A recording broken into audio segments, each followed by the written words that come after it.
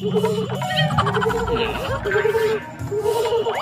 রে নন্দিনীকে কে হলো? ঠান্ডা পড়তে না পড়তে গায়ে এত জোরে নিয়ে কাজ করছে। বাবার বাড়ি থাকতে থাকতে মাথা খারাপ হয়ে যায় তো। কি রে গায়ে থেকে কাজ শোনা যাচ্ছে কেন? দেখ ভালোভাবে কাজ করতে বলে না বাড়ি চলে যা। ব্যাপারটা কি বলতো? আমি তো কিছুই বুঝতে পারছি না। হ্যাঁ আমি তো অনেক কিছু বুঝতে পারছি, কিন্তু মা মেয়ে করছেটা কি? চল তো দেখি।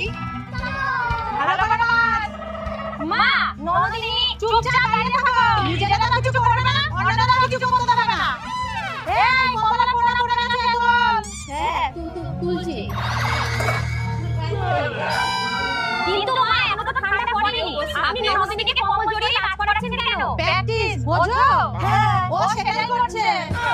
সামনে শীতকাল আসছে, ও পাস না থাকলে শ্বশুরবাড়ি গিয়ে কাজ করতে পারবে? মা কালকে শিখবো কিভাবে জলে হাত না দিয়ে বাসন ধুতে হয়।